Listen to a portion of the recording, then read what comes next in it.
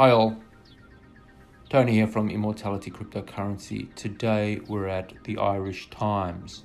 Could head transplantation be a path to immortality? Under development by a team of surgeons, the project raises a host of philosophical and bioethical issues. A while back, there was an Italian scientist who went to Asia to transplant heads from mice.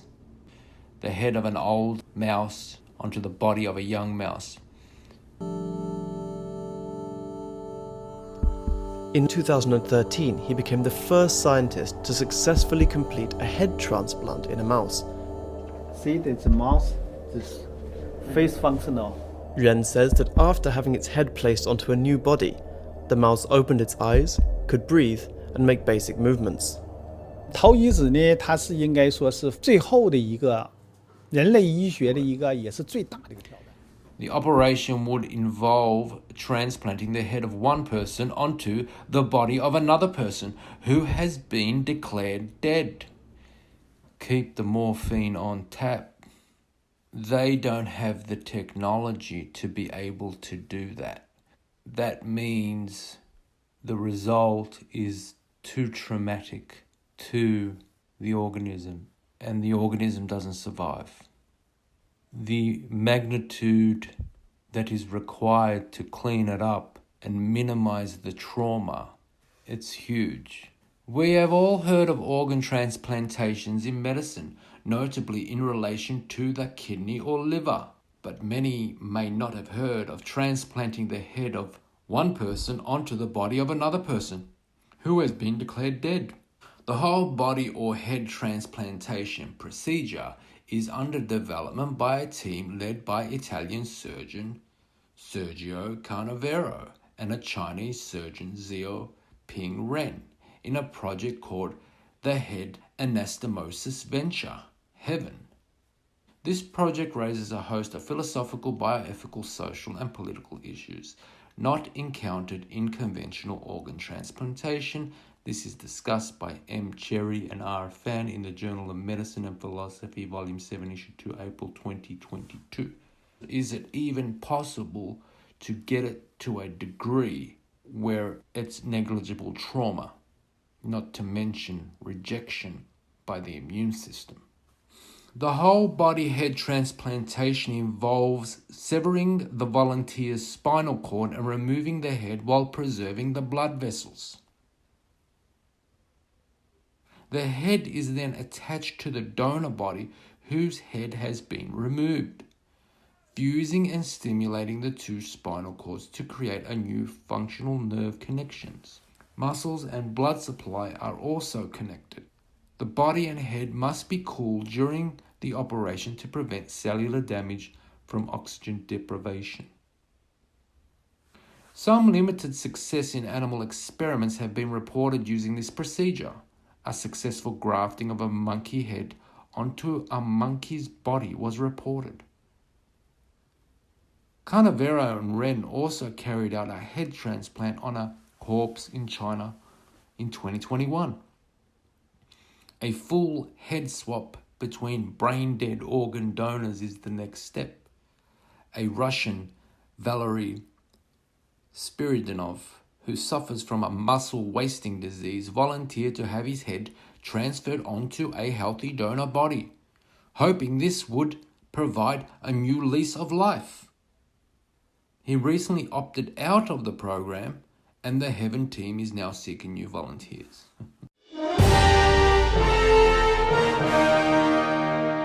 This is quite a U-turn because 2 years ago you were set on having this operation, but you've now changed your mind. So what is it that's made the difference for you? You know, life goes on. I got my own things to do. A key philosophical question is who survives a whole body head transplantation, the donor of the head or the donor of the body? It would commonly be assumed, since the brain is the site of our thoughts and memories, that it is the donor of the head who survives. But surely the body plays some part in shaping personality. Also, we don't know how well the head would integrate with the new body or how long the post-transplant individual could maintain the identity of the head. That the question of who survives this procedure is philosophically undecided means that ethical criteria to guide research in this area cannot be drawn up. Think of all of the technology that is required to perform such a procedure from all of the paraplegics that exist in the world. The development of technology that can refuse spinal cords is the first step before something like this. But things get more complicated if, say, a man's head is transplanted onto a woman's body. Is the new individual a man or a woman? And suppose he or she decides to have children. Whose children are they? The male head will have decided to procreate, but the children will be genetically related only to the female donor of the body. And suppose the head donor and the body donor were each married, not to each other at the time the transplantation was carried out. Two individuals can now claim to be married to the post-transplant survivor.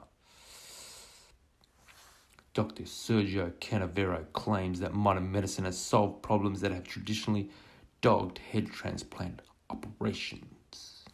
Whole body head transplantations may be seen to offer a pathway to immortality. Say my head is transplanted into a healthy young body that maintains my head until the body grows old and ineffective, at which time my head is transplanted onto a fresh young body, and this process continues indefinitely. One obvious problem is how to maintain my head in a healthy state over the long term. As we all know, the brain deteriorates with age, just like the rest of the body. Canavero and Ren propose 3 reasons why the transplantation would be a good development: life extension, cosmetic body swaps, and gender reassignment. But swapping your body for cosmetic reasons is a flimsy justification for such a fraught procedure, and there is no evidence that whole body head transplantation would reverse gender dysphoria. Surgeons Canavero and Ren arrogantly dismiss bioethical objections to the Heaven projects as mere opinion and seem to work on the crude utilization, utilitarian, philosophical basis that if something can be made to work, it's ethical. As the old surgeon joke goes, what's the difference between God and a surgeon? Answer: God doesn't think he's a surgeon. Anyway, if you think whole body head transplantations will be widely available anytime soon, you are, I would think, getting ahead of yourself. So the issue is trauma. And how well can you connect these tissues? Because if you can connect these tissues well enough as you're talking to a head transplant, there should be no paraplegics in the world. Fusing spinal cords. Scientists in the United States say they are a step closer to reversing paralysis in humans after they successfully administered a new injectable therapy in mice.